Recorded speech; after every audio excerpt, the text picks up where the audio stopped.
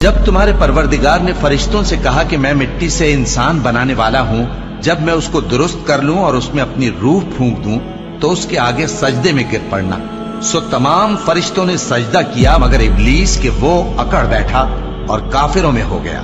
اللہ نے فرمایا کہ اے ابلیس، جس شخص کو میں نے اپنے ہاتھوں سے بنایا اس کے آگے سجدہ کرنے سے تجھے کس چیز نے منع کیا؟ کیا تو غرور میں آ گیا یا اونچے درجے والوں میں تھا؟ بولا کہ میں اس سے بہتر ہوں کہ تو نے مجھ کو آگ سے پیدا کیا اور اسے مٹی سے بنایا۔ فرمایا بس یہاں سے نکل جا، تو مردود ہے اور تجھ پر قیامت کے دن تک میری لعنت پڑتی رہے گی۔ کہنے لگا کہ میرے پروردگار، اچھا تو مجھے اس روز تک کہ لوگ اٹھائے جائیں مہلت دے۔ فرمایا کہ تجھ کو مہلت دی جاتی ہے اس روز تک جس کا وقت مقرر ہے۔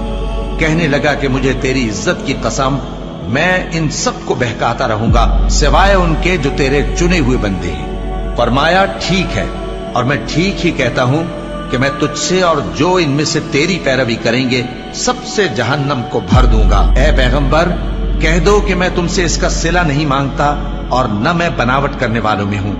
یہ قرآن تو اہل عالم کے لیے نصیحت ہے اور تم کو اس کا حال کچھ وقت کے بعد معلوم ہو جائے۔